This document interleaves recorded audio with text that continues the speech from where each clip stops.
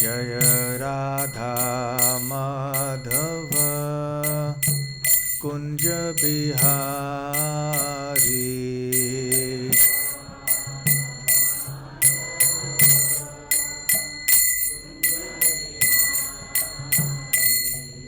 जय गोपीजन वल्लभ गिरिवरधारी।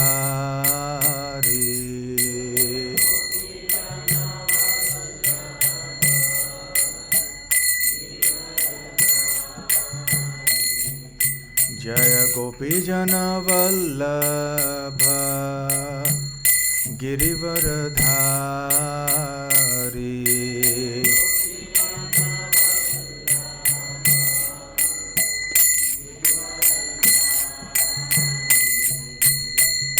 यशोदानंदन ब्रज जन रंजन।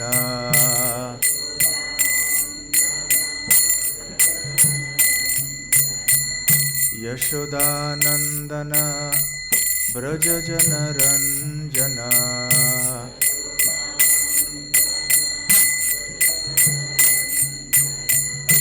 यमुना तीरा वनचारी।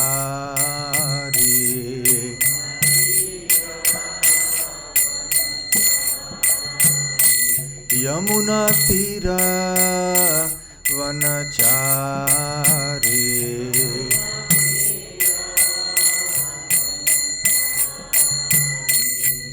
जय राधा माधव कुंज बिहारी।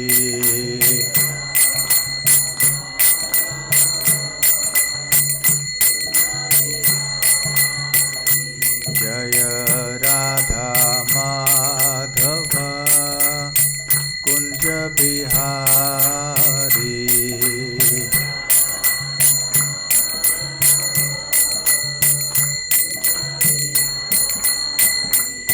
जय श्री कृष्ण चैतन्य प्रभु Nityanand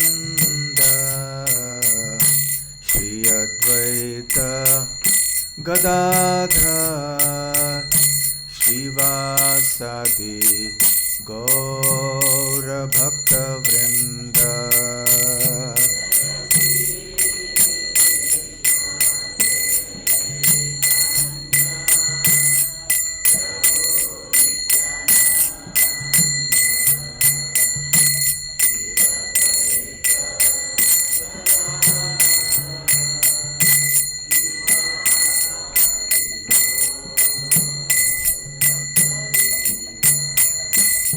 Hare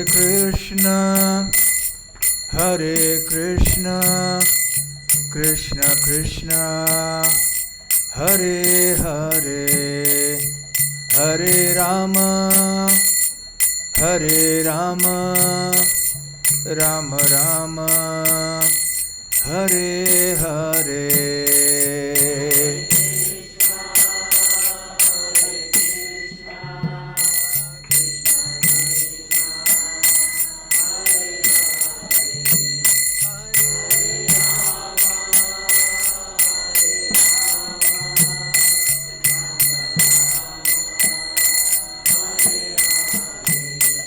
Hare Krishna Krishna Krishna Hare Hare Hare Ram Ram Ram Hare Hare.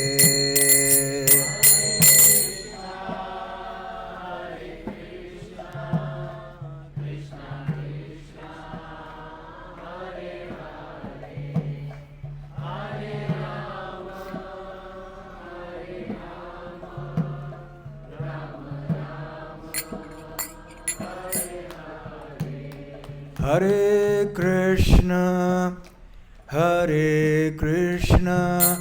Krishna Krishna Hare Hare Hare Ram Rama Rama Hare Hare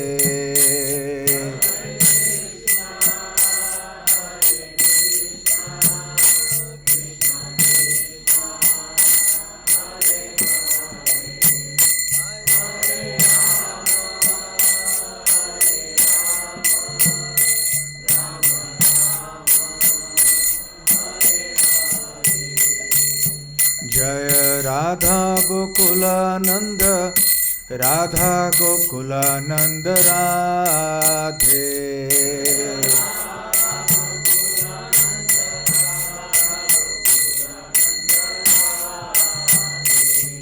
Jai Jagannath Jaya Baladeva Jaya Subhadra Jaya Sudarshana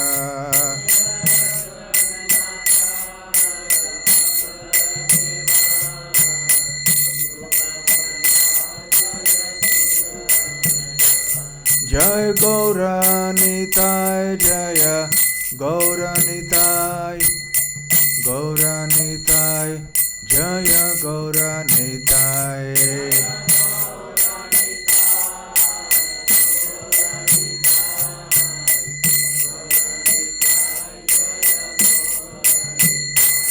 Jai Vrindavan Dham Jaya Vrindavan Dham Vrindavan Dham Jaya Vrindavan Dham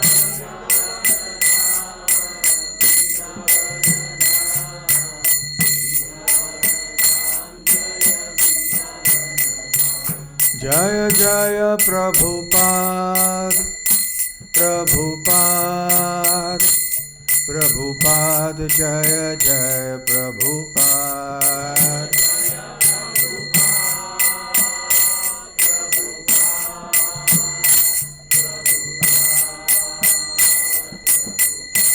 Nitai Gaura Hari Bol Hari Bol Hari Bol Nitai Gaura Hari Bol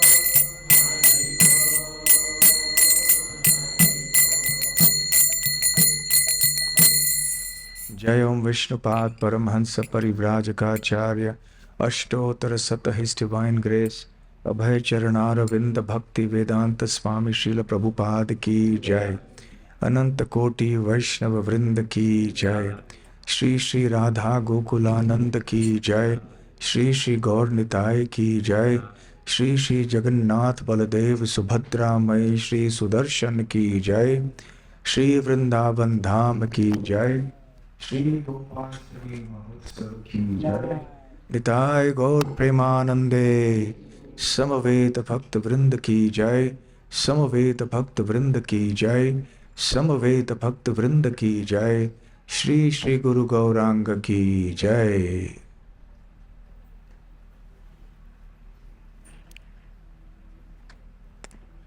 Om Ajnana Timirandhasya Jnananjana Shalakaya Chakshurunmilitam Yena Tasmai Shri Gurave Namaha Shri Chaitanya Manobhishtam Sthapitam Yena Bhutale Swayam Rupa Kadamahyam Dadati Swapadantikam Vandeham Shri Guru Shri Yuta Padakamalam Shri Gurun Vaishnavamscha Shri Rupam Sagrajatam Sahagana Raghunathanvitam Tam Sajivam Satvaitam Savadhutam Parijana Sahitam Krishna Chaitanya Devam Shri Radha Krishna Padam Sahagana Lalita Shri Vishakhanvitamscha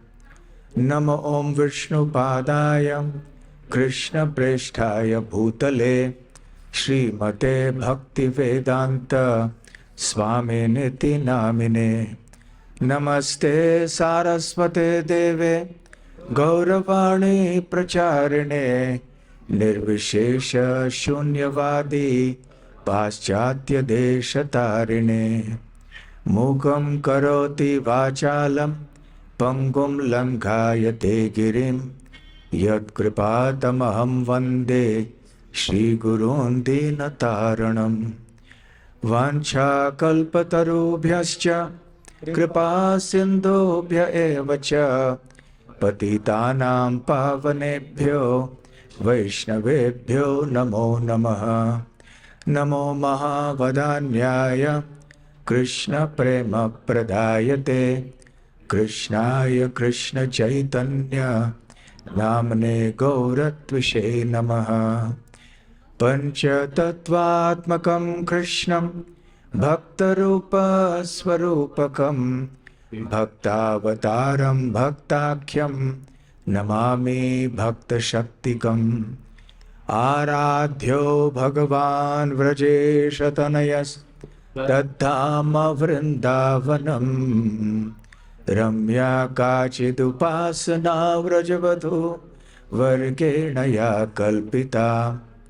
श्रीमद्भागवतं प्रमाणममलं प्रेमापुमर्थो महान् श्रीचैतन्यमहाप्रभोर्मतमिदं तत्रादरः न परः।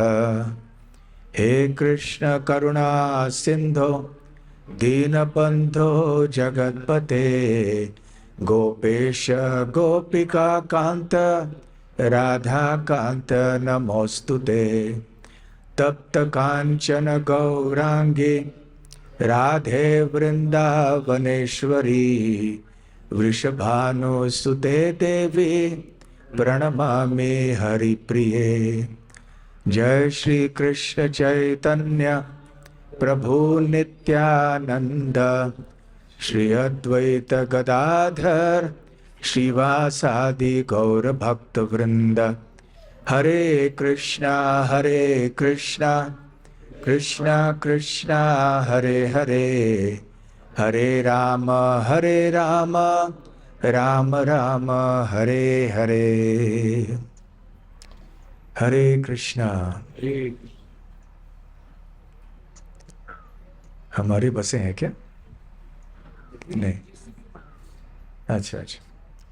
तो जो भक्त बाहर सेवा कर रहे हैं उनको, जो यहाँ वहाँ गो दर्शन कर रहे हैं उनको यहाँ बुलाया जाए। कोई पीछे से भक्त बुला लेंगे सारे भक्तों को, और आप भी वापस आ जाइए। बुलाने के नाम पर वहाँ जाके रहना नहीं, वापस आ जाना। उत्सव का सबसे महत्वपूर्ण भाग होता है श्रवण और कीर्तन। बाकी सेवाएं इस प्रकार से की जानी चाहिए कि वो प्रवचन के पहले हो या प्रवचन के बाद में हो। केवल जो बिल्कुल आवश्यक सेवाएं हैं, जो केवल उसी समय की जा सकती हैं, तो उनके अलावा और सारी सेवाएं पहले और बाद में होनी चाहिए। तो कृपया कोई भक्त देखें कि सारे भक्त अंदर आ जाएं। भगवान की प्रिय गायों की कथा होने वाली है।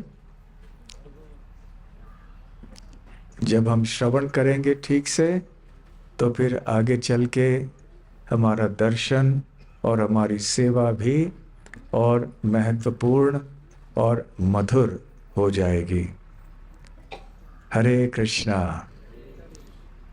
श्री गोपाष्टमी महोत्सव की जय।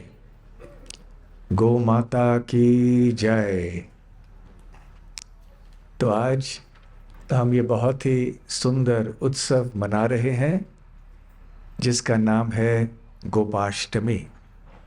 अष्टमी तिथि पे, कार्तिक महीने के शुक्ल पक्ष के अष्टमी तिथि में जो उत्सव वृंदावन में मनाया जाता है उसे गोपाष्टमी कहते हैं, क्योंकि इस दिवस पर एक बहुत महत्वपूर्ण घटना हुई थी, और वो ये है कि भगवान श्री कृष्ण की दीक्षा हुई थी। परंतु किस प्रकार की दीक्षा? जो हमारी संस्था में हम आध्यात्मिक दीक्षा प्राप्त करते हैं वो दीक्षा नहीं, गोपालन की दीक्षा। किसी भी क्षेत्र में, किसी भी शिक्षण के प्रणाली में एक आरंभ होता है। जैसे बचपन में ही एक संस्कार होता है जिसे विद्यारंभ कहते हैं। विद्यारंभ अर्थात उस समय बच्चा अक्षरों को पहली बार लिखता है, गुरु के या माता पिता के या किसी वरिष्ठ व्यक्ति के मार्गदर्शन में। तो उसी प्रकार से श्री कृष्ण क्या करते थे? गायों को चराते थे। इसलिए गायों को चराने के लिए जब श्री कृष्ण ने प्रारंभ किया तो उस समय एक उत्सव हुआ, और ये गोपाष्टमी का उत्सव है। हम सब जानते हैं कि भगवान श्री कृष्ण के लिए गाय कितने प्रिय हैं, और भगवान श्री कृष्ण का नाम ही गायों से संबंधित है। जैसे कि गोपाल, गोविंद इत्यादि। भगवान के धाम का नाम भी गाय से संबंधित है। गोकुल, गोलोक, गोवर्धन। तो देखिए भगवान श्री कृष्ण की लीला में और भगवान श्री कृष्ण के भक्तों के लिए फिर गाय का कितना महत्व है, बहुत महत्व है। उद्धव गीता में भगवान श्री कृष्ण उद्धव से कहते हैं कि मैं गाय के भीतर हूं, तो गाय के भीतर मेरी सेवा करनी चाहिए, गायों को घास खिला के। अन्य स्थानों में, अन्य वैदिक शास्त्रों में बताया गया है कि कितना लाभ व्यक्ति को मिलता है जब वो गाय की सेवा करता है। गाय का शरीर खुजाने से, गाय को घास खिलाने से, गाय की परिक्रमा करने से, गाय की पूजा करने से, गाय की रक्षा करने से, गाय से स्नेहपूर्वक बर्ताव करने से। जब हम गाय गो रक्षा की बात करते हैं तो केवल ऐसे नहीं कि उनको किसी न किसी तरह से जीवित रखना है, इतना ही पर्याप्त नहीं है। जब हम रक्षा की बात करते हैं तो इसमें एक शब्द बहुत महत्वपूर्ण है, और वो है प्रेम। केवल गायों की रक्षा नहीं करनी है, गायों का देखभाल बड़े प्रेम से भी करना है। प्रेम से यदि हमने गायों का देखभाल किया तो गाय प्रसन्न रह जाएंगे। प्रेम से जब गायों की सेवा हम करेंगे तो गायों को चारा भी देंगे, चरने का अवसर भी देंगे, सही समय उनको पानी पीने के लिए जब चाहिए तब मिलना चाहिए, उनको थोड़ी स्वतंत्रता होनी चाहिए सीमित स्थान में चरने के लिए, गायों के साथ बातचीत करनी चाहिए। हाँ, बातचीत करनी चाहिए। घरों में लोग अपने पालतू कुत्ते बिल्ली के साथ भी तो बात करते हैं, तब उनको कोई शर्म नहीं आती। तो गायों के साथ बात करने में क्यों शर्म आनी चाहिए? वैसे ऐसे भी बताया जाता है कि पेड़ पौधों के साथ में भी हम बात कर सकते हैं। जो किसान हैं, आप में से कितने भक्त किसान हैं, यहाँ आसपास में खेती करते हैं इत्यादि? कितने भक्त यहाँ पर हैं जो खेती के कार्य में लगे हुए हैं? हाथ ऊपर कीजिए। तो कई हैं। तो याद रखिए, जब आप खेती कर रहे हैं और फसल उग रही होती है तो जितना आप अच्छे ध्यान से उनका ख्याल रखेंगे, उनसे प्रेम से बात करेंगे, वो फसल अच्छी आएगी। प्रयास करके देखिए। जैसे घर में बच्चा है या कोई भी व्यक्ति है, आप ठीक ठाक उनसे बात करें तो वो खिल उठेगा, उसका चरित्र बहुत अच्छा रहेगा, वो प्रसन्न रहेगा। हर समय किसी व्यक्ति को आप डांटते रहेंगे, आप अपशब्द बोलते रहेंगे, तो उसका स्वभाव या उसका चरित्र भी वैसे ही हो जाएगा। तो इसलिए गाय के साथ भी जब हम व्यवहार करते हैं तो बड़े प्रेम से होना चाहिए। तो जब हम प्रेम से जाके गाय की पीठ को हम मालिश करेंगे, खुजाएंगे, तो इस और बात करेंगे, तो इस प्रकार से गाय बैल बहुत प्रसन्न होते हैं। तो श्रील प्रभुपाद जी बताते हैं कि मनुष्य जीवन के लिए, मनुष्य समाज को यदि हमें प्रसन्न रखना है तो गाय बैलों को प्रसन्न रखना चाहिए। गाय बैलों को प्रसन्न रखने से संपूर्ण मनुष्य समाज प्रसन्न रहेगा। कितना ये सुलभ सूत्र है, परंतु गाय बैल की रक्षा करने के बजाय, उनके साथ प्रेम का व्यवहार करने के बजाय हम गायों की हत्या कर रहे हैं। जैसे ही बैलों का जन्म होता है, क्योंकि बैल दूध नहीं दे सकते हैं और आजकल खेती करने के लिए भी उनका उपयोग नहीं किया जा रहा है, आजकल हम ट्रैक्टरों का प्रयोग कर रहे हैं, तो बैलों को बेचा जाता है कत्ल खाने में। जब गाय दूध देना बंद कर देती हैं, जब उनकी आयु बढ़ जाती है, तो फिर उन्हें भी कत्ल खाने में बेच दिया जाता है। तो ऐसे करने से मनुष्य समाज में सुख, समृद्धि, शांति इत्यादि कैसे होगी? संभव नहीं है। और फिर हम तरह तरह से प्रयास करते हैं कि समाज में शांति आ जाए, युद्ध न हो। तो जितनी हत्या और हिंसा हम करेंगे, विशेष करके गौमाता के प्रति और अन्य प्राणियों के प्रति भी, उतनी ही हिंसा और अशांति संपूर्ण मनुष्य समाज में रहेगी। तो भगवान श्री कृष्ण ने अपने जीवन से, अपने लीलाओं से ये प्रदर्शित किया कि कैसे हमें गाय की सेवा करनी चाहिए। क्योंकि हम कृष्ण भक्ति के पथ में हैं, तो हम भगवान कृष्ण को प्रसन्न करना चाहते हैं। जैसे आप देखिए, आपका छोटा बच्चा यदि है और बच्चे के साथ हमने जाके अच्छी तरह से बात किया, तो आप भी खुश हो जाएंगे, मेरे बच्चे से कितनी अच्छी तरह से बर्ताव किया। परंतु यदि आपने छोटे बच्चे के साथ अच्छा व्यवहार नहीं किया, तो फिर वो माता पिता जो है वो भी नाराज हो जाएंगे आपसे।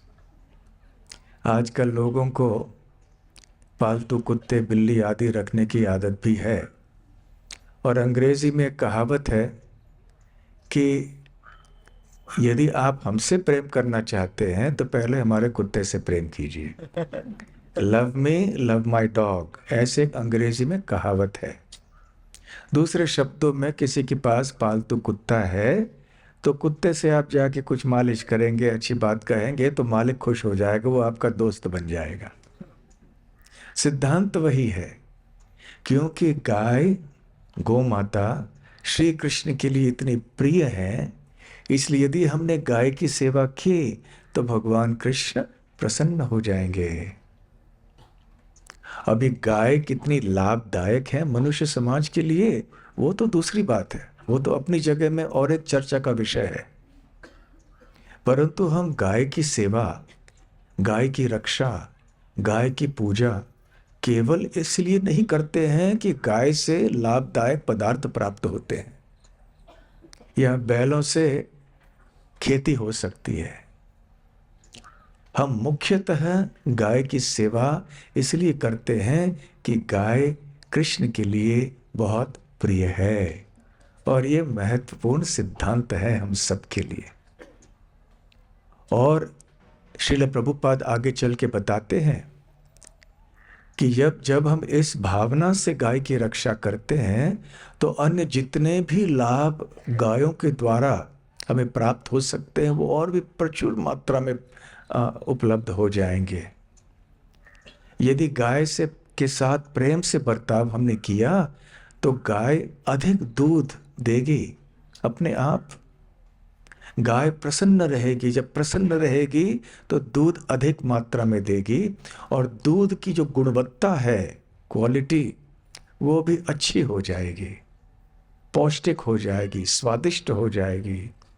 जब गाय सदैव डरी हुई रहती है कि न जाने अब मालिक क्या करेगा, हमारी पिटाई करेगा, बांध के रखेगा, कत्ल खाने में भेज देगा। या जब गाय के भीतर तरह तरह के कृत्रिम पद्धतियों से अधिक दूध निकालने का प्रयास किया जाता है, जैसे रासायनिक जो पदार्थ हैं उनकी दवाई आदि दे के, इंजेक्शन आदि दे के, जब गाय प्रसन्न नहीं रहती है, प्रसन्न नहीं रहेगी तो अच्छी तरह से अपने हृदय से दूध नहीं देती है। और साथ साथ में ये सारे कृत्रिम पद्धतियों के कारण दूध की गुणवत्ता भी बिगड़ जाती है। इसलिए हम जब वो दूध पीते हैं तो उसमें वो गुण नहीं रहते जो गुण ऐसे दूध में रहेंगे जो कि प्रेम से देखभाल किए जाने वाले गायों से मिलती है। आप इसका अनुभव प्रत्यक्ष भी कर सकते हैं। इसलिए गाय की सेवा हम करते हैं क्योंकि वो कृष्ण के लिए प्रिय है, साथ साथ संपूर्ण मनुष्य समाज के लिए भी, संपूर्ण विश्व के लिए ये बहुत पूजनीय है और लाभदायक है। विष्णु पुराण का ये बहुत महत्वपूर्ण श्लोक है जिसका उच्चारण हम कई बार करते हैं। श्रील प्रभुपाद जी बार बार किया करते थे।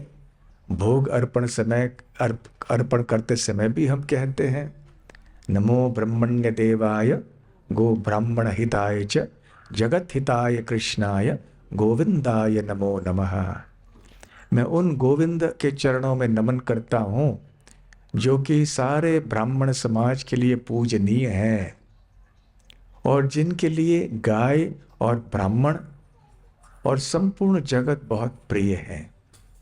श्री कृष्ण ब्राह्मणों के हित के लिए, गायों के हित के लिए और संपूर्ण जगत के हित के लिए कार्य करते हैं।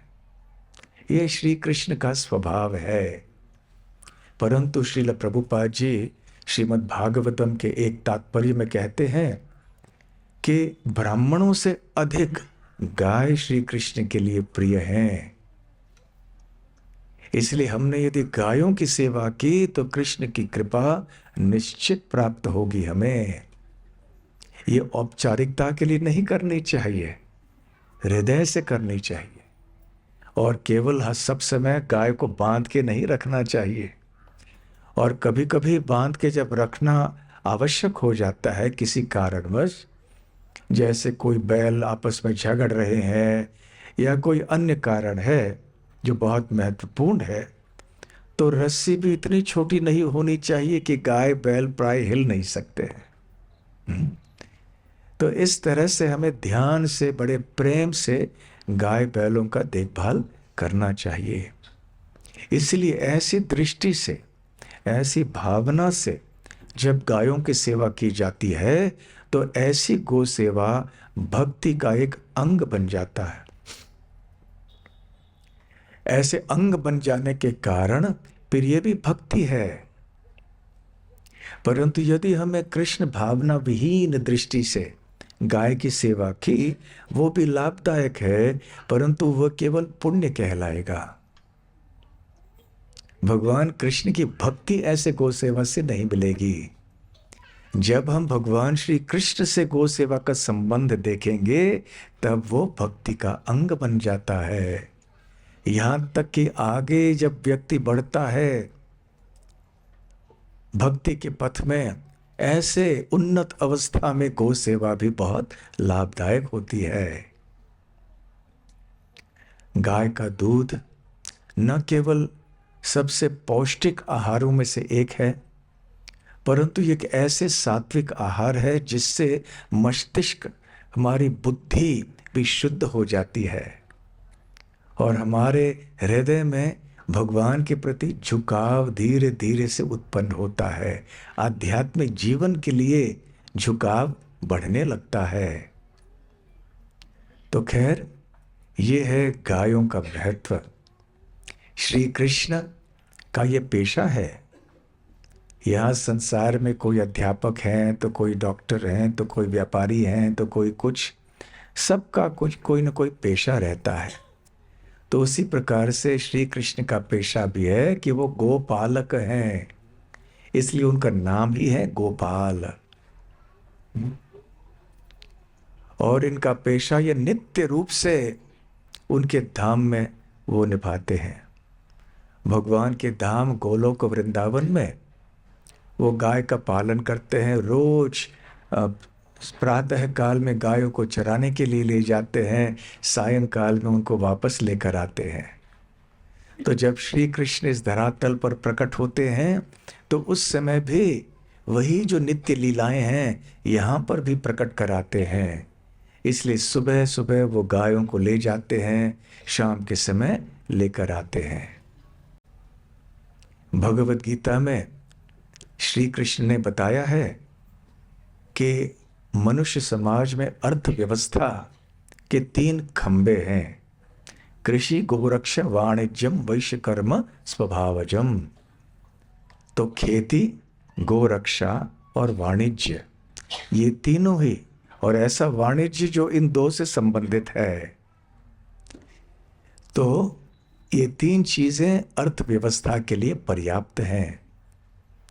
और जब तक हम इन तीनों को संभाल के आपस में रखेंगे, इस तरह से मनुष्य समाज को चलाएंगे, तो मनुष्य समाज में समृद्धि की कोई कमी नहीं होगी। श्रील भक्ति विनोद ठाकुर कहते हैं कि भगवान श्री कृष्ण के 2 प्रकार की लीलाएं होती हैं। एक है नित्य लीला और दूसरी है नैमित्तिक लीला। नित्य लीला अर्थात वो लीला जो भगवान श्री कृष्ण उनके धाम में भी करते हैं, जैसे कि गोचारण लीला। और जब श्री कृष्ण यहाँ धरातल पे प्रकट हो जाते हैं तो उन्हीं नित्य लीलाओं को यहाँ पर भी करते हैं। इसलिए भगवान की नित्य लीलाएं यहाँ श्री कृष्ण के अवतार के समय भी देखी जाती हैं। जैसे श्री कृष्ण वृंदावन में गायों को चराने के लिए प्रतिदिन जाते थे। श्रील भक्ति विनोद ठाकुर कहते हैं और एक प्रकार की लीला है जिसको नैमित्तिक लीला कहते हैं, जो कि हो सकता है आध्यात्मिक जगत में दिखाई न पड़े, परंतु जब भगवान उसी आध्यात्मिक जगत को यहाँ पर भौतिक सृष्टि में प्रकट कराते हैं तो वो यहाँ पर लीलाएं करते हैं। जैसे कि असुरों का वध करना। भगवान के धाम में तो कोई असुर है नहीं, असुर तो केवल यहाँ पर रहते हैं भौतिक जगत में। तो इस प्रकार से ये नैमित्तिक लीलाएं भी होती हैं भगवान श्री कृष्ण की। तो जब श्री कृष्ण यहाँ वृंदावन में 5000 वर्ष पहले प्रकट हुए तो दोनों नित्य लीला और नैमित्तिक लीला दोनों प्रकट उन्होंने किए। और कृष्ण भक्त इन दोनों लीलाओं का श्रवण कीर्तन आदि करके बहुत ही आनंद का अनुभव करते हैं। तो ये गोपाष्टमी लीला जो है ये एक ऐसी लीला है जो कि नित्य है और नैमित्तिक भी है। क्यों ऐसे? क्योंकि जब श्री कृष्ण गोलोक वृंदावन में आध्यात्मिक जगत में रहते हैं तो वो नित्य रूप में किशोर अवस्था में रहते हैं। वहाँ उनका बाल रूप जा दिखाई नहीं पड़ता है और पौगंड रूप नहीं दिखाई पड़ता है, केवल एक विचार, एक स्मरण की दृष्टि से रहता है। परंतु मूल रूप से भगवान श्री कृष्ण इन सारी लीलाओं को यहाँ पर भौतिक जगत में प्रकट करते हैं। और धीरे धीरे जब श्री कृष्ण की आयु बढ़ती है वो इस आयु तक पहुँचते हैं कि अभी नंद महाराज और अन्य गोपगण सोचते हैं कि अभी श्री कृष्ण को गो सेवा सौंप देनी चाहिए। अब वो अभी बच्चा हमारा इतना बड़ा हो गया है कि गायों का देखभाल कर सकता है। तो इसके पहले भगवान श्री कृष्ण अन्य प्रकार की लीलाएं करते थे। अपने बाल लीला में अपने माँ का दूध पीते थे और पूतना, शकटासुर, तृणावर्त इत्यादि ऐसे असुरों का वध उन्होंने किया। जब वो रेंगते थे, अपने घुटनों पे चल भी नहीं सकते थे, तो उस समय बछड़ों के पूंछ को पकड़ लेते थे। बछड़े जो हैं डर के मारे फिर उछल कूदते थे, इधर उधर जाते थे और श्री कृष्ण बलराम को खींच के ले जाते थे। उस गोबर से लेप किए हुए जमीन के ऊपर। तो सारे गोपियां इस दृश्य को देखकर बहुत आनंदित हो जाती थीं। तो ऐसी लीलाएं अपने बाल्य अवस्था में, अपने कुमार लीला में श्री कृष्ण ने की। तो ऐसे ही बढ़ते बढ़ते जब पौगंड की अवस्था प्राप्त हुई, तब श्री कृष्ण ने सोचा कि मुझे भी गायों का देखभाल करना चाहिए। इसके पीछे कई बहुत सुंदर लीलाएं भी हैं, संक्षिप्त में आपको सुनाना चाहेंगे आज भी। ये पहली दीक्षा नहीं थी श्री कृष्ण की गोपाष्टमी के दिवस पर, दूसरी दीक्षा थी। गोपालन में याद रखिए। तो पहली दीक्षा थी जब श्री कृष्ण को बछड़ों का देखभाल करने का अवसर मिला। जब श्री कृष्ण अपनी बाल्यावस्था में थे, तो बड़े होते होते वो अपने पिताजी को देखते थे और अन्य वृद्ध या बुजुर्ग गोपों को देखते थे जो गायों को चराने के लिए ले जाते थे। तो कभी कभी वो भी उनके साथ जाया करते थे। तो जब जाते थे तो इतने छोटे होते थे कि वो स्वयं गायों को चरा नहीं सकते थे, परंतु वो देखते थे कि बड़े लोग कैसे चरा रहे हैं। जब भी नंद महाराज बैठे हुए होते थे या कोई और ब्रजवासी गोप बैठे हुए होते थे, तो उनके गोदी में जाके बैठ जाते थे और तरह तरह के प्रश्न पूछते थे। अक्सर छोटे बच्चे बहुत सवाल करते हैं, ये क्या है, वो क्या है, ऐसा क्यों है, वैसा क्यों है। तो श्री कृष्ण भी पूछा करते थे, ये पक्षी क्या है, ये पशु क्या है, ये पेड़ क्या है, वो आसमान में क्या है। और अभी तक वो ठीक से बोल नहीं सकते थे। अपनी तोतली बोली में वो कुछ न कुछ किया करते थे, बोला करते थे। तो ऐसे बोली को सुनकर भी ब्रजवासियों का हृदय आनंद से भर जाता था। एक साधारण बच्चे के लिए भी उसकी तोतली आवाज सुनकर घर के लोग बड़े आनंदित हो जाते। तो जब श्री कृष्ण ऐसी लीला करते हैं तो हम सोच सकते हैं कि कितना आनंद मिला होगा ब्रजवासियों को। तो धीरे धीरे से जब ऐसे श्री कृष्ण चले गए, तो एक बार माता यशोदा को पता चला कि अरे बच्चे भी बड़ों के साथ गए हैं। तो उन्होंने मना कर दिया कि नहीं जाना चाहिए। तो माता यशोदा ने एक बार नंद महाराज को बुलाया और थोड़ा डांटा। ऐसे भी होता है कभी कभी, गृहस्थ आश्रम में होता है।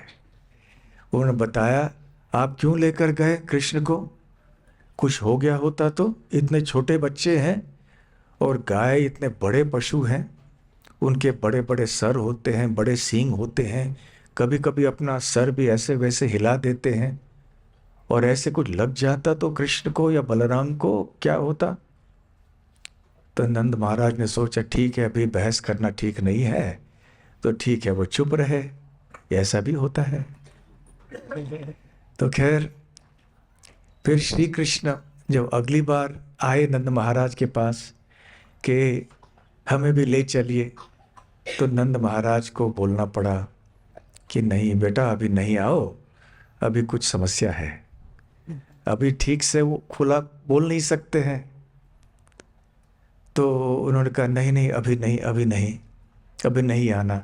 लेकिन श्री कृष्ण बड़े बुद्धिमान थे उस समय भी, तो उनको पता चला कि कारण क्या है, कि मुझे मना किया जा रहा है कि अभी गाय की सेवा करने, चराने के लिए नहीं जाना चाहिए।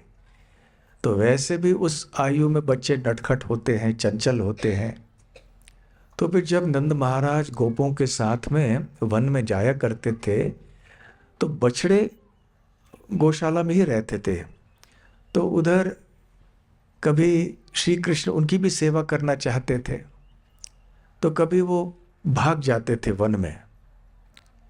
वन में भाग के एक बार वो लेकर गए बछड़ों को, और फिर रास्ता खो गए, उनको पता नहीं चला कौन सा सही रास्ता है, बहुत छोटे थे।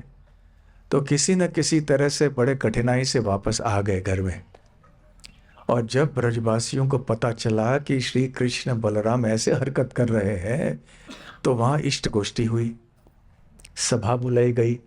माता यशोदा भी डर गई। अभी इसको बांध के रखा इस लड़के को, और उसको गाय की सेवा करने के लिए अवसर नहीं दिया। ये लड़का इतना चंचल है, इतना नटखट है, एक जगह बैठता नहीं है, तो कहीं और भाग के चला जाए जंगल में, न जाने क्या हो सकता है। बड़े जानवर भी हैं, कहीं खो जाएगा। तो क्या किया जाए अभी? तो बहुत गंभीर सभा बुलाई गई। ये छोटी बात नहीं थी वृंदावन के लिए। श्री कृष्ण के बारे में क्या करना चाहिए, यही वृंदावन की परिभाषा है, जहां सारे निवासियों की चेतना केवल श्री कृष्ण में रहती है 24 घंटे। तो सभा में चर्चा का विषय क्या था कि अब श्री कृष्ण ऐसे वन में भाग के चले गए और रास्ता खो गए, और ये बच्चे ऐसे भाग के जाएंगे, और श्री कृष्ण तो इनका नेता है, ये बाकी बच्चे भी सारे भाग जाएंगे अंदर, तो होगा क्या आगे? तो ठीक है, हमें कम से कम बछड़ों की सेवा की जिम्मेदारी तो कृष्ण को देनी चाहिए। कम से कम इतना तो होना चाहिए। नहीं तो श्री कृष्ण और नटखट कोई चंचलता के कारण कोई ऐसे कार्य कर देगा जिससे हानि पहुंच सकती है उसे। अभी आपको याद होगा श्री कृष्ण की बाल लीला कौन से स्थान में हुई थी? कौन से स्थान में? गोकुल में। अब नंद महाराज गोकुल में आए थे कई वर्ष पूर्व। इसके पहले उनके पिता महाराज पर्जन्य वो नंदग्राम में रहा करते थे। तो नंदग्राम से फिर नंद महाराज बड़े, फिर वो यहाँ पर गोकुल में आए। जब पर्जन्य महाराज और नंद महाराज वहाँ नंदग्राम में रहते थे, तो नंद महाराज के एक प्रिय मित्र वृषभानु महाराज वो बरसाना में रहते थे। और फिर जब नंद महाराज नंदग्राम से गोकुल में आए, तो वृषभानु महाराज भी बरसाना से रावल में चले आए, और रावल में श्रीमती राधा रानी का जन्म हुआ। फिर जब श्रीमती राधा रानी भी बाल्यावस्था में थी, श्री कृष्ण भी थे, और जब ब्रजवासियों ने देखा कि इतने सारे असुर आ रहे हैं, एक के बाद एक ऐसी कुछ आपत्तियां आ रही हैं आप यहाँ जीवन में, तो क्या किया जाए? पूतना आई, तृणावर्त आया, शकटासुर आया, ऐसी दुर्घटनाएं हुई। अभी हमारा भाग्य है कि भगवान ने बचा लिया हमारे बच्चे को। वो तो नहीं जानते थे कि उनका बच्चा ही भगवान है, वो सबको बचाता तो वो है, परंतु अपने वात्सल्य भाव में ये समझ नहीं पाए। तो उन्होंने सोचा, ये इस इष्ट गोष्ठी के पहले एक और इष्ट गोष्ठी बनाई गई थी कि श्री कृष्ण की रक्षा के लिए हमें स्थान बदलना चाहिए, यहाँ बहुत सारे असुर आ रहे हैं, तो चलिए हम यमुना पार करके ऐसे स्थान में जाएं जहाँ पे खतरे नहीं होंगे। उस स्थान का नाम है वृंदावन। तो सारे ब्रजवासियों में बोरी बिस्तर अपना सब कुछ बैलगाड़ियों में रख दिया। वहाँ घर बदलना आसान होता था, क्यों? टीवी नहीं था, और सारे बड़े बड़े उपकरण मशीन आदि नहीं थे, कपड़े धोने के लिए फ्रिज ये वो सब नहीं थे। तो थोड़े कपड़े कंबल ये वो बर्तन वगैरह लेके उसमें डाल दिए और चल पड़े। कितना सरल जीवन और सुखी जीवन था। तो निकल पड़े। आप जानते हैं कि वृंदावन या व्रज भूमि व्रज मंडल में बहुत सारे वन हैं, छोटे बड़े। एक संत ने ऐसे गिनती की है कि लगभग 127 37 ऐसे वन हैं, उनमें से 12 वन जो हैं वो प्रमुख माने जाते हैं, 12 वन। इन 12 वनों में से 5 वन यमुना के पूर्व भाग में हैं और 7 वन यमुना के पश्चिमी भाग में हैं। तो गोकुल यमुना के कौन से भाग में है? पूर्व भाग में, और पूर्व भाग में भी सबसे दक्षिण में। तो अभी उनको यमुना पार करना था, वृंदावन जाना था, परंतु वहाँ कोई पुल या कोई सेतु नहीं था। तो क्या करना चाहिए? उनको उत्तर की दिशा में जाना पड़ा, जहाँ पर यमुना पार करने के लिए कोई व्यवस्था थी। तो वो चलते हुए गोकुल महावन से लोहवन गए, लोहवन से बेलवन गए, बेलवन से भांडीर वन गए। ये चौथा बड़ा वन है यमुना के पूर्व भाग में। और फिर वहाँ से ब्रजवासी यमुना पार कर गए, परंतु गाय बैल वहाँ पार नहीं कर पाए। तो वो और उत्तर दिशा में गए भद्रवन नाम के स्थान में, जो 5वां वन है यमुना के पूर्व भाग में। तो गाय वो भद्रवन से यमुना पार करके और ब्रजवासी जो हैं वो भांडीर वन में पार करके फिर दोनों दक्षिण की ओर चलते चलते आए और उस स्थान में बसे जिस स्थान का नाम आज वृंदावन है। छठीकरा, छठीकरा आप जानते हैं, आप जो भी वृंदावन में जाते हैं राजमार्ग और जो वृंदावन को मिलता है जो स्थान, उसको छठीकरा कहते हैं। वास्तव में ये नाम आया कैसे? ये नाम आया, एक अपभ्रंश है ये नाम शकटीकरा का। शकट अर्थात गाड़ी, बैलगाड़ी। जब सारे ब्रजवासी पहुंचे यहाँ पर इस स्थान में, उन्होंने एक अर्धगोलाकार में अपने बैलगाड़ियों को सजा के रखा रक्षा के लिए। तो शकटीकरा, शकटों को ऐसे रख दिया अर्धगोलाकार में, इसलिए आगे चल के उस स्थान का नाम हुआ शकटीकरा या छठीकरा। तो वहां पर आके बसे। तो उस समय वृषभानु महाराज रावल को छोड़कर वसती नाम के एक स्थान में आए और बाद में कई वर्ष वृंदावन रह के फिर से नंद महाराज नंदग्राम लौट के चले गए। उस समय वृषभानु महाराज वसती को छोड़ के फिर से बरसाना में आ गए। तो जहाँ पहले थे पर्जन्य महाराज के समय, पूर्ण चक्र होके फिर से वहीं आ गए। परंतु इस समय श्री कृष्ण की बाल लीला में वो वृंदावन तक पहुंचे थे।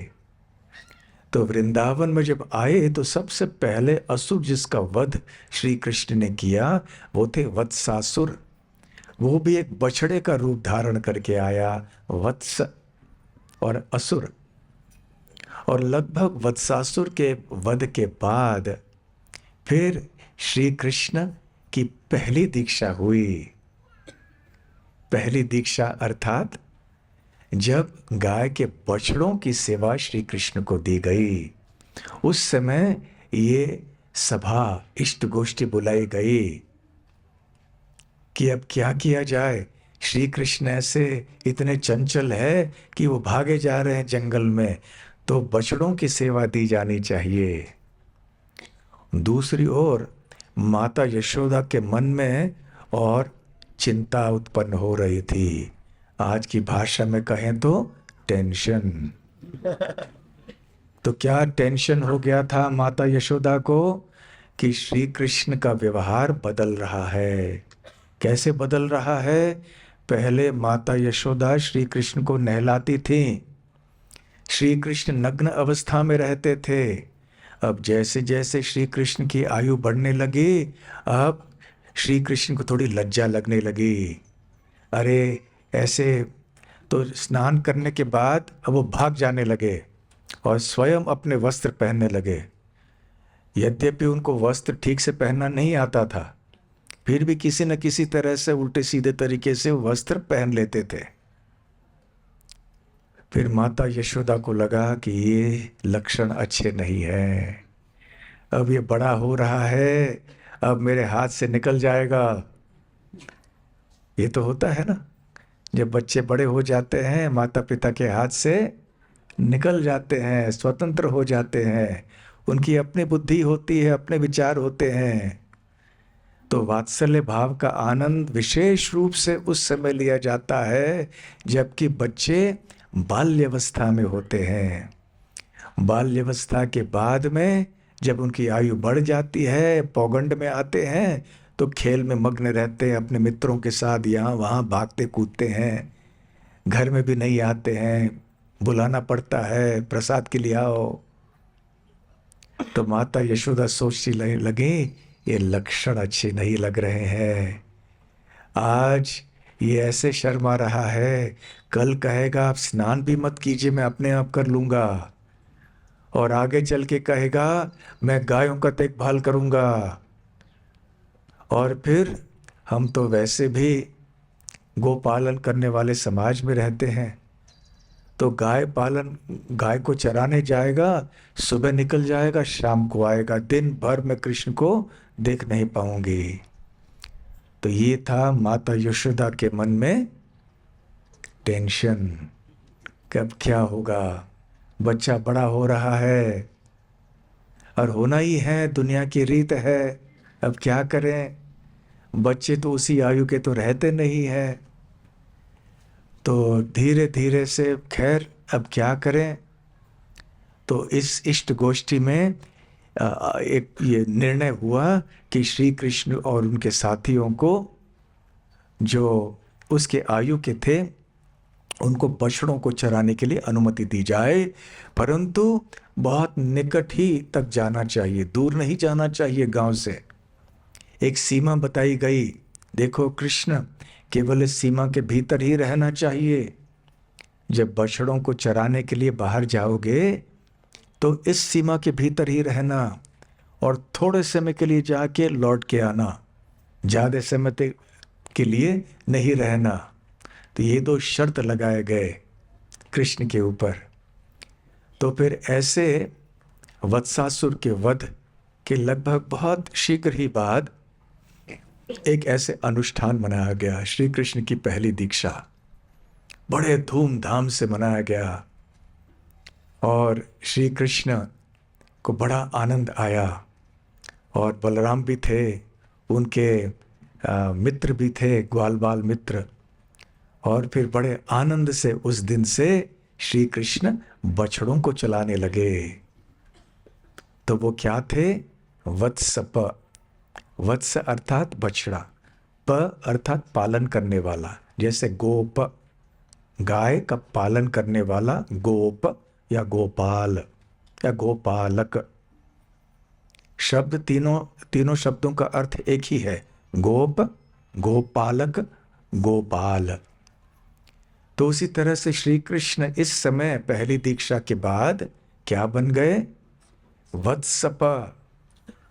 अब ऐसे थोड़ी देर के लिए करने लगे, समय बीतता गया। अब श्री कृष्ण ने स्नान भी अपने आप करना शुरू कर दिया, माँ को भी स्नान करने के लिए नहीं देते थे। अब मैं बड़ा हो गया हूँ, अब मैं अपने आप स्नान कर लूँगा, अपने आप कपड़े डालूँगा, सब करूँगा। और उधर जैसे समय बीतता गया, नंद महाराज देखने लगे कि उनके पुत्र का व्यवहार कुछ विचित्र लग रहा है। वो नंद महाराज को आंखों से आंख मिलाकर बात नहीं करते थे, ऐसे देख के कुछ ये ऐसे मुंह हिला के चले जाते थे। और जो नंद महाराज के भाई थे अर्थात श्री कृष्ण के चाचा वगैरह थे, उनके साथ बैठ के कुछ एकांत स्थान में कुछ बड़े गोपनीय गुह्य रीति से बात करते थे, कुछ चल रहा था। तो नंद महाराज ने देखा, एन रे क्या हो रहा है, यहाँ पे क्या चल रहा है, क्या षड्यंत्र रचा रहा है ये बच्चा, क्या बातचीत कर रहा है। जब कृष्ण से पूछते हैं तो बोलते कुछ नहीं कुछ नहीं कुछ नहीं। फिर उन्होंने जाके उनके सबसे छोटे भाई से पूछा कि क्या हो रहा है। तो छोटा भाई जो है नंद महाराज के, वो 5 भाई थे ना, महाराज परिजन्य के 5 पुत्र थे, और नंद महाराज तीसरे नंबर के थे, शायद दूसरे या तीसरे। तो सबसे जो छोटे पुत्र थे, सबसे छोटे भाई थे, उन्होंने जैसे है वैसे बोल दिया सब। कभी कभी जैसे वैसे बोलना नहीं चाहिए, परंतु इन्होंने बोल दिया सब कुछ। श्री कृष्ण गायों को चराने जाना चाहता है, पूरा रहस्य खोल दिया। उधर नंद महाराज को ऐसे लगा कि वज्र उनके सर को लग गया है कि अरे, अब श्री कृष्ण बड़े गायों को चराने ले जाएंगे आगे चल के, तो दिन भर बाहर रहेंगे, हम देख नहीं पाएंगे। और वैसे श्री कृष्ण है इतना छोटा, इतने बड़े गायों को संभालेगा कैसे?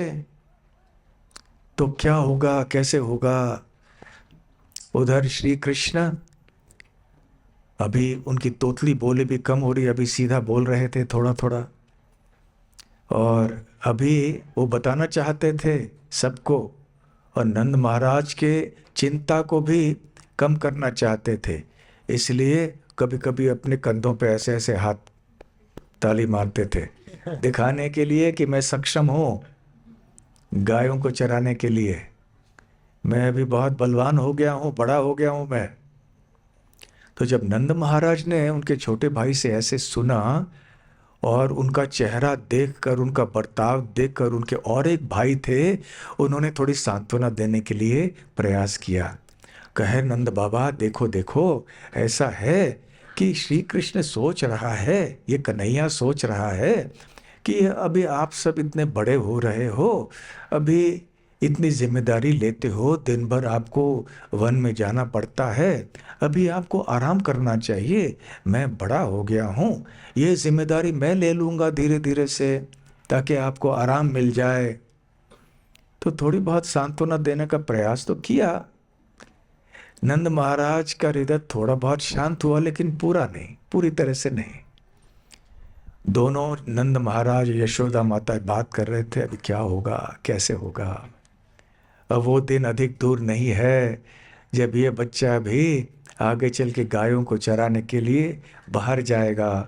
अब हम लोग घर में रहेंगे ऐसे ही, जैसे गृहस्थ भक्त भी कभी कभी सोचते हैं ना, बच्चे हैं, बड़े हो जाएंगे, वो अपने नौकरी व्यवसाय में रह जाएंगे, वो इधर उधर जाएंगे, बेटी है तो शादी होके चले जाएगी, बेटा है तो अमेरिका चले जाएगा, या कहीं नौकरी के लिए चले जाएगा, या गोकुल धाम में चला जाएगा। तो क्या होगा आगे चल के? तो नंद महाराज और माता यशोदा के मन में तो ये चिंता थी, परंतु एक समय दोबारा इष्ट गोष्ठी हुई। अब ये इष्ट गोष्ठी कब हुई? गोपाष्टमी के इस तिथि के थोड़े दिन पहले। एक समस्या हो गई थी ब्रज में। नंद महाराज को पता था कि आज नहीं तो कल गायों को सौंपना है श्री कृष्ण के पास। हम सब गोपाल ही हैं, गोप ही हैं, आगे चल के लड़का भी तो वही करेगा। परंतु वो टालने का प्रयास कर रहे थे। फिर भी थोड़ी घटनाएं ऐसे होने लगी गौशाला में, और सारे गोपगण भी बड़े चिंतित हो गए कि ये क्या हो रहा है, क्या समस्या हो रही थी। समस्या ये थी कि गाय अभी दूध नहीं देना चाहती थी, और दूसरी बात, गाय चरने के लिए नहीं जाना चाहती थी, क्योंकि गायों के कानों तक ये खबर किसी न किसी तरह से पहुंच गई थी कि चर्चाएं हो रही हैं कि श्री कृष्ण भी गायों को चराने के लिए ले जाएंगे। अब तक वो क्या थे? वत्सप थे, वो गोप बनने वाले हैं, अभी थोड़े दिनों की बात है। तो ये खबर फैल गई। कैसे फैल गई, किसने बताया, किसी को पता नहीं चला। ऐसे ही होता है दुनिया में, खबरें ऐसी फैल जाती हैं, किसने किसको बताया, कैसे बताया, पता ही नहीं चलता है ना। बातें बहुत आसानी से फैल जाती हैं, क्योंकि इस तरह की बातें करना मनुष्य समाज में सब लोगों को अच्छा लगता है। तुम्हें पता है क्या, वो ये खबर है, ऐसे बताते हैं। आपको यदि बात सब जगह फैलानी है तो सबसे आसान तरीका ये है, किसी को जाके कह लो कि देखो ये खबर है, किसी को बताना नहीं। सबसे जल्दी बात फैल जाएगी। हर एक व्यक्ति दूसरे को जाके कहेगा किसी को बताना नहीं, ये है। तो गायों के कानों तक भी पहुंच गई थी और ये एक आपातकालीन परिस्थिति हो गई। गाय चरने नहीं जा रहे हैं, दूध नहीं दे रहे हैं, तो अभी क्या होगा? तो फिर इसलिए आपातकालीन सभा, इमरजेंसी मीटिंग बुलाई गई, इष्ट गोष्ठी। सारे ब्रजवासी गण सब इकट्ठे हो गए। अब ये ऐसी समस्या है हमारे गौशालाओं में, और श्री कृष्ण भी बड़ा अभी अशांत है कि कब मुझे गायों को चरने का अवसर मिलेगा, और चंचल तो है ही, वैसे भी क्या किया जाए।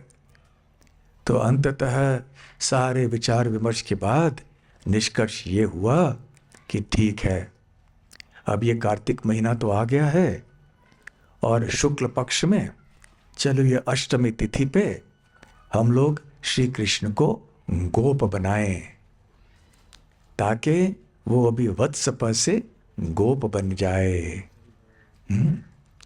तो ये घटना कब हुई? जब ब्रह्म विमोहन लीला समाप्त हो गई। ये ब्रह्म विमोहन लीला के बाद का नाम आप सबने अवश्य सुना है। इस लीला के बारे में भी आप सुन चुके होंगे। तो ब्रह्म विमोहन लीला हो गई और उसके बाद ताल वन में जाने की तैयारी हो रही थी, जहां आगे चल के धेनुकासुर का वध होना था। इसके पहले ये इस अष्टमी तिथि पर ये एक बड़ा अनुष्ठान का आयोजन किया गया। इस संबंध में श्रीमद् भागवतम के दशम स्कंद के 15वें अध्याय का पहला श्लोक है, जिसका पठन हम अभी करेंगे। तो यहाँ सामने ये श्लोक है। जो पीछे बैठे हैं भक्त, हो सकता है आपको दिखाई ना पड़े, लेकिन आपके पास यदि फ़ोन है तो आप देख सकते हैं। श्रीमद् भागवतम के दशम स्कंद के 15वें अध्याय का पहला श्लोक, और इस अध्याय का शीर्षक है धेनुकासुर का वध। पहला श्लोक। श्री शुक उवाच ततश्च पौगण्डवयः श्रितौ व्रजे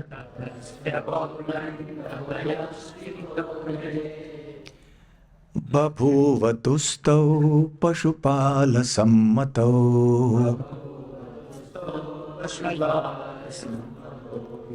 गाश्चारयन्तौ सखिभिः समं पदैः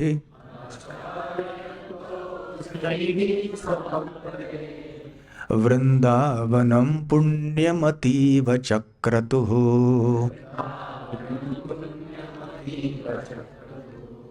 श्रीशुक उवाच ततश्च पौगण्डवयः श्रितौ व्रजे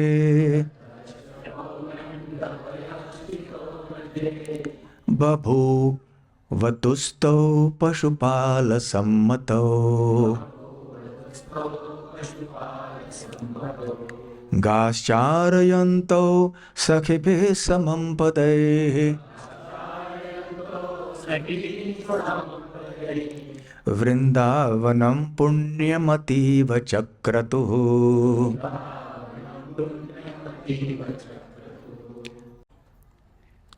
शुकदेव गोस्वामी ने कहा,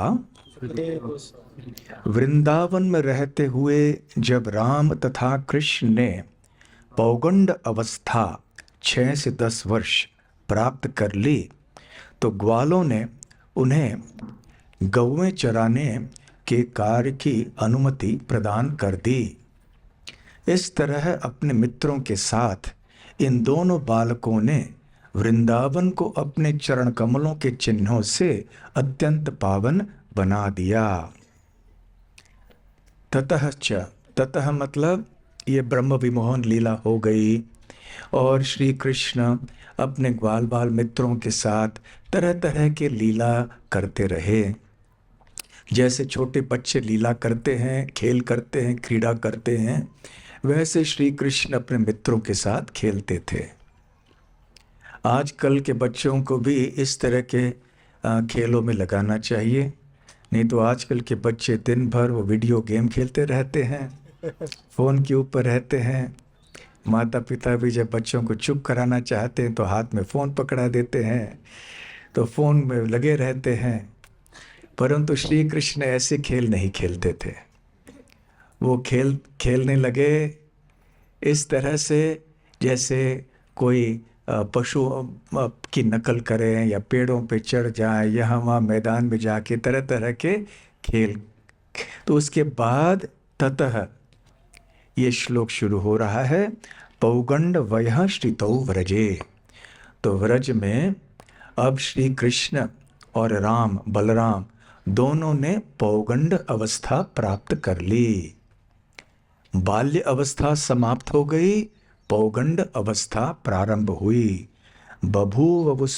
बभूवतुस्तौ पशुपाल सम्मतौ, तो बन गए पशुपाल सम्मतौ। तो सम्मतौ अर्थात उनको नियुक्त किया गया। कैसे नियुक्त किया गया? पशुपाल। पौगंड अवस्था प्राप्त करने के बाद ब्रजवासियों के द्वारा वो पशुपाल या गोपाल नियुक्त हो गए। गाश्चारयन्तो, जब दोनों कृष्ण और बलराम गोचारण ऐसे करते रहे तो क्या हुआ?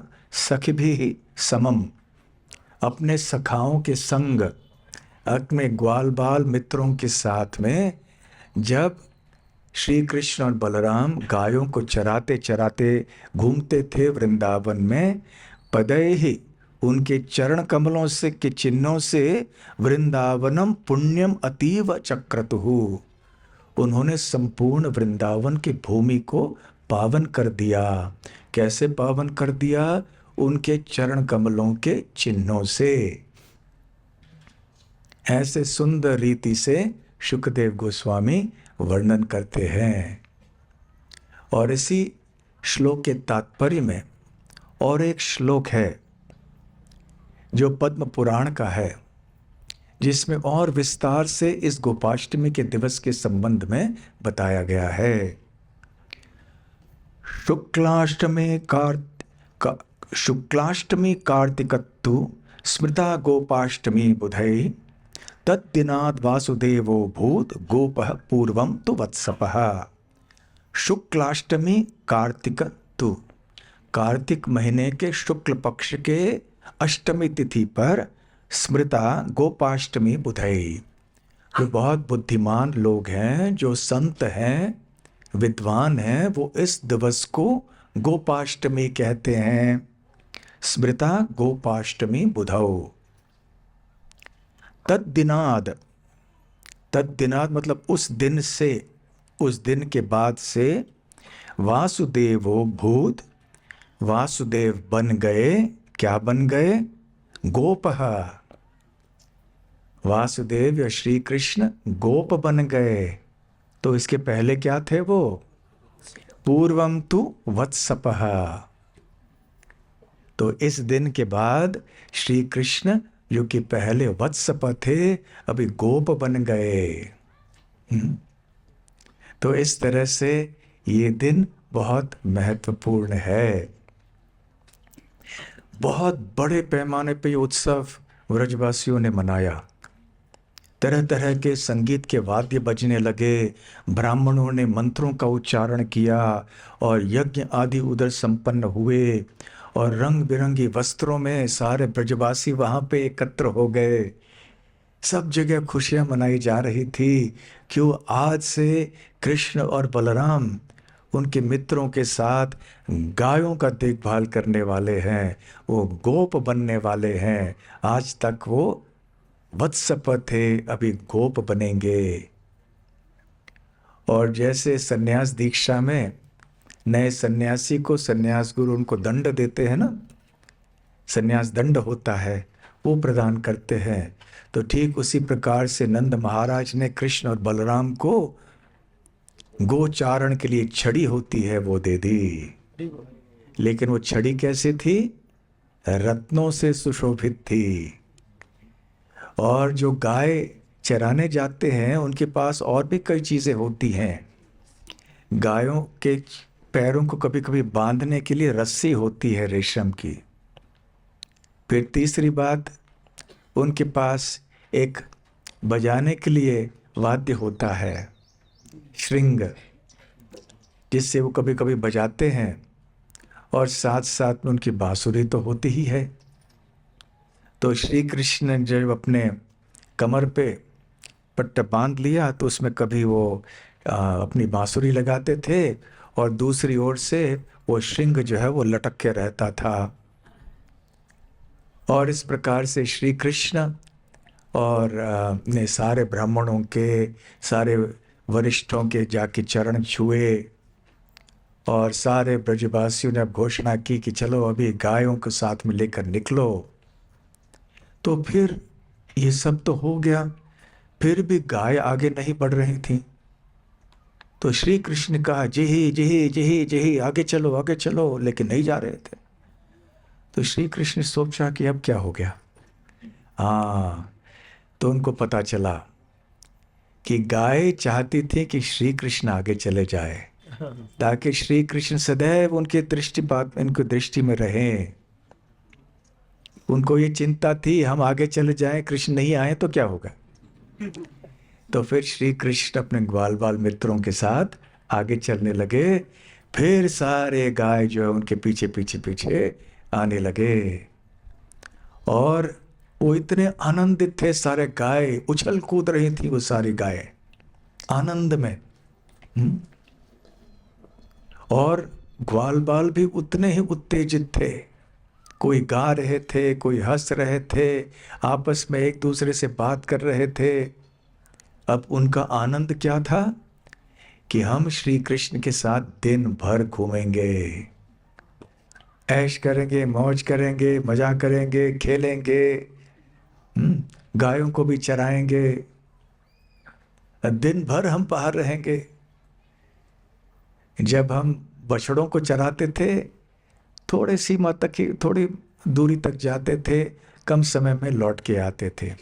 अभी हम प्रातः काल में निकलेंगे, सायंकाल को लौट के आएंगे, दिन भर मजा करेंगे श्री कृष्ण के साथ में।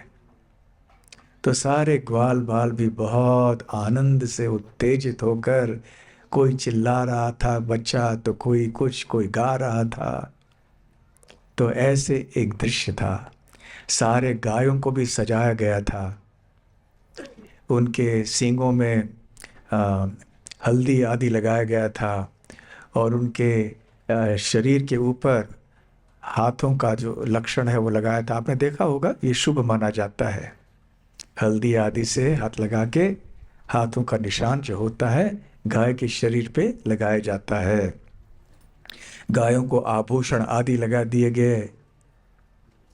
तो इस तरह से ये गोपाष्टमी का दिवस मनाया गया और इसके बाद श्री कृष्ण गोप बन गए। परंतु जब पहली दीक्षा हुई थी उसके पहले भी एक समस्या माता यशोदा के लिए आई थी। वो समस्या क्या थी? जब श्री कृष्ण आगे जाना चाहते थे तो माता यशोदा ने आके थोड़े पादुकाएं दी श्री कृष्ण को, जूते दिए कि पहन के जाओ, क्योंकि जंगल में बहुत कांटे होंगे, छोटे छोटे पत्थर कंकड़ होंगे। तो श्री कृष्ण ने कहा कि माता, हम तो गाय के सेवक हैं, गाय के स्वामी नहीं है, तो हम आराम से जाएंगे चप्पल आदि पहन के, और गाय ऐसे ही जाएंगे तो उनके चरणों में क्या कांटे वगैरह चुभेंगे नहीं। तो यदि आप चाहती हो कि मैं चप्पल जूते आदि पहन लूं तो बछड़ों को भी पहना लो। अब माता यशोदा ने सोचा कि ये कैसे हो सकता है, इतने सारे बछड़े हैं और हर एक बछड़े के 4 पैर होते हैं, हमारे तो 2 ही होते हैं, इतने सारे जूते कहाँ से लाएं। और वैसे भी चमड़े की कोई चीज मैं पहनूंगा नहीं माता। तो बलराम ने देखा कि कृष्ण ऐसे बोल रहा है, तो बलराम ने कहा मैं भी नहीं पहनूंगा। इस तरह से और कोई उपाय नहीं रहा, तो नंगे पैर से श्री कृष्ण बलराम और ग्वाल बाल गायों को चराते चराते, अब बछड़ों को चराते चराते वन में चले गए। उसी प्रकार से गोपाष्टमी के दिवस में भी हुआ, नंगे पैर वो चले गए। इसलिए ऐसे बताया गया है शास्त्रों में कि वृंदावन की भूमि अधिक धन्य है वैकुंठ से भी। क्यों? क्योंकि जब वैकुंठ में भगवान नारायण विचरण करते हैं तो उनकी पादुकाएं होती हैं, इसलिए उनके नंगे पैरों का, चरण कमलों का स्पर्श भूमि से नहीं होता है। परंतु यहाँ वृंदावन में श्री कृष्ण की कोई पादुकाएं नहीं होती हैं, तो सीधे उनके चरण कमलों के चिन्ह जो हैं वो स्पर्श वो होते हैं जमीन के ऊपर। सब जगह श्री कृष्ण के चरण चिन्हों का दर्शन पाया जाता था। और सारे वृंदावन के निवासी, भले वो पशु हों, पक्षी हों, मनुष्य हों, वो सब इन चरण चिन्हों को बहुत ही ध्यान से सुरक्षित रखते थे, क्योंकि उनको पता था कि सबसे बड़ा धन वृंदावन का यही है। इस तरह से भगवान श्री कृष्ण की लीलाएं हैं। उन्होंने जैसे चमड़े की कोई चीज़ों का प्रयोग नहीं किया, हमें भी कम से कम प्रयोग नहीं करना चाहिए इन चीज़ों का।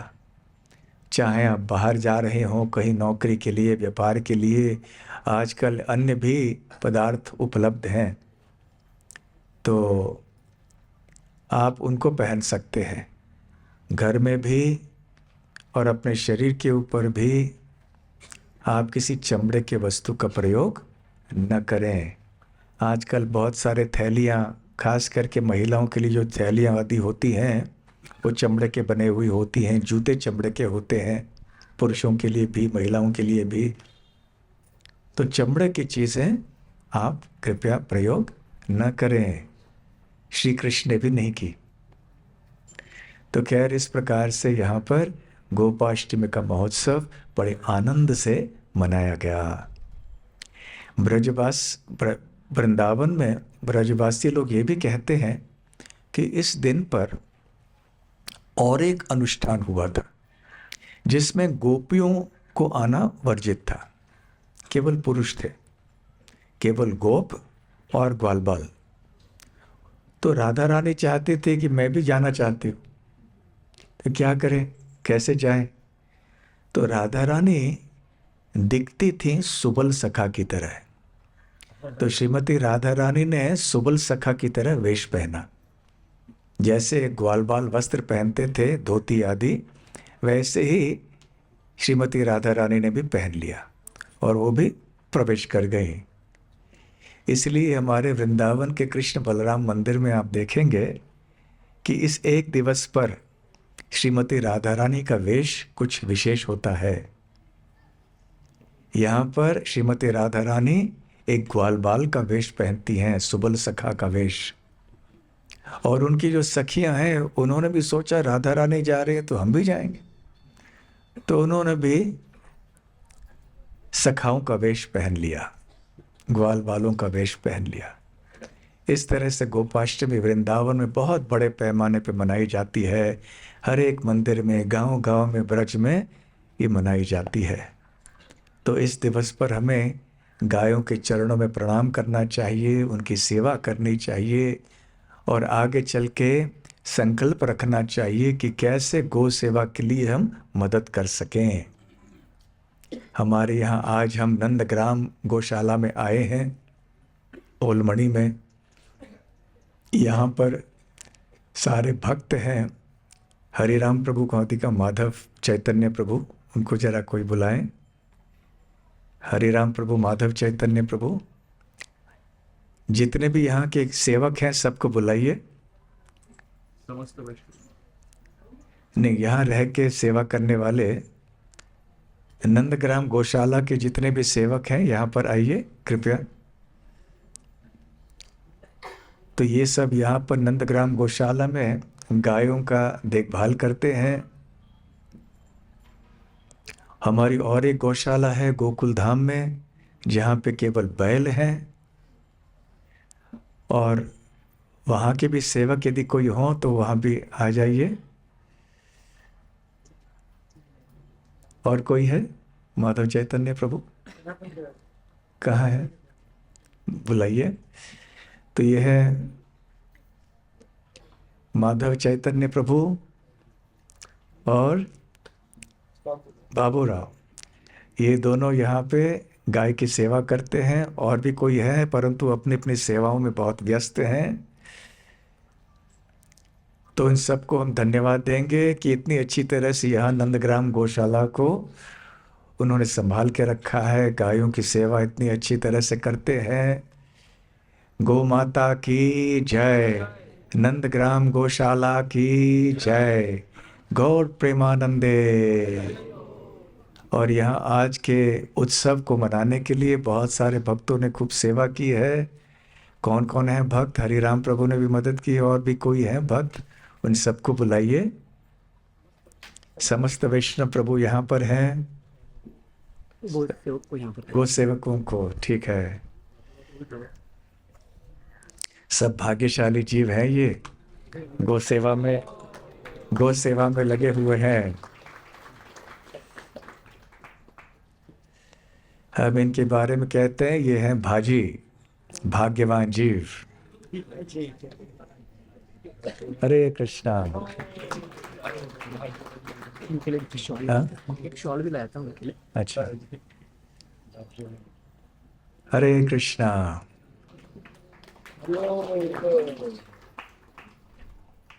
एक मिनट।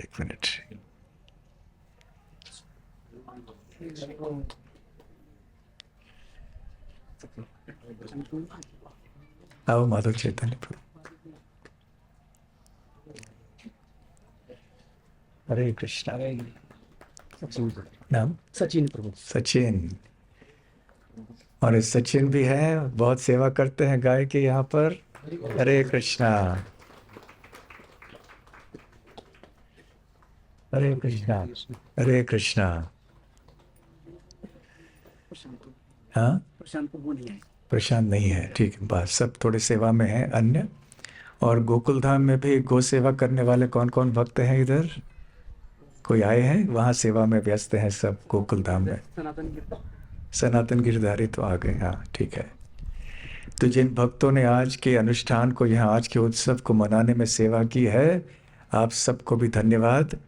समस्त वैष्णव प्रभु, हरिराम प्रभु, गौड़ीय भक्त प्रभु और शिवानंद प्रिय प्रभु और आमटे के बहुत सारे भक्त हैं। आमटे नाम हट के बहुत सारे भक्त हैं, और बेटने गांव के भी बहुत सारे भक्त हैं, और नंदग्राम गौशाला के भक्त तो है ही।